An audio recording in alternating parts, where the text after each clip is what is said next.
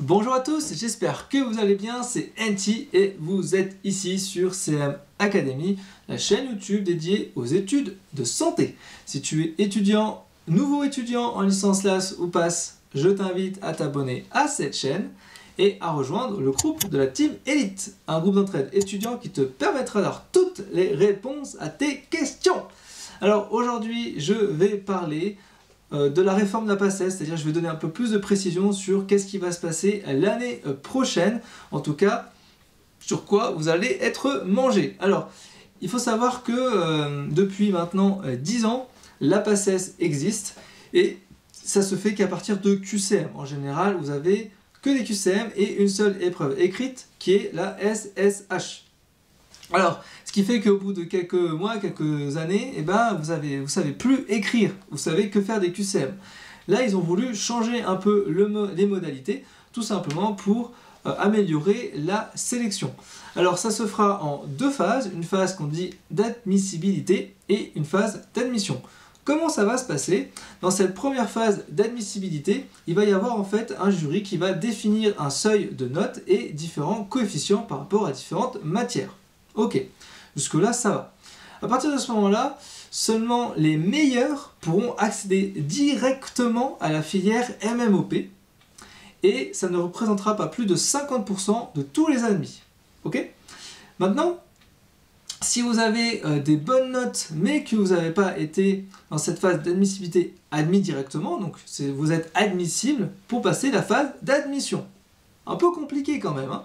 Et donc on va aller dans cette phase d'admission, et dans cette phase d'admission, il y aura plusieurs types d'épreuves.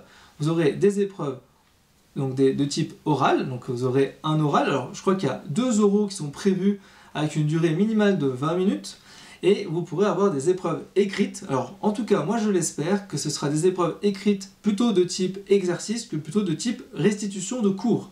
C'est quand même beaucoup plus intéressant d'avoir des exercices. Ensuite, ce qu'il faut savoir, c'est que moi, personnellement, je pense que ça va être très compliqué de faire des épreuves orales, donc de faire des oraux tout simplement. Pourquoi? Parce que vous serez des centaines et des centaines à vouloir faire cet oral. Et nous, quand on était en 2e, 3e, 4e année de pharmacie, on n'était qu'une centaine dans la promo, et déjà une centaine d'étudiants à faire passer dans un oral, c'est très compliqué. Alors moi, j'imagine pas comment ils vont faire quand il y aura plusieurs centaines. Et là, ça risque d'être vraiment galère.